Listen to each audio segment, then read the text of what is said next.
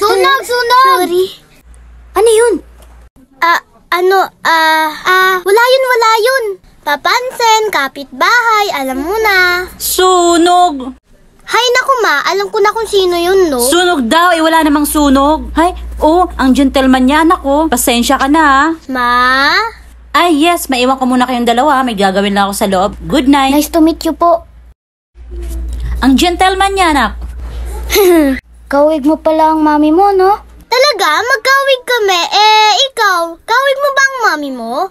Well, actually, yung totoong mami ko, namatay na. Baby pa lang ako. Pero sabi ng mga kamag-anak namin, magkamukha daw kami. Pero yung stepmom ko, hindi ko kamukha. Sorry Sorry, Don't be. Lumaki na ako sa stepmom ko. Ang bait niya. Papakilala ko siya sa'yo pag uwi niya from the States. Halika! Aray! Dami naman lamok. Mahilig ka pala sa pets? Oo naman. Alam mo, napulot ko to dati. Talaga? Alam mo, sabi nga ni mama, mamamatay na to.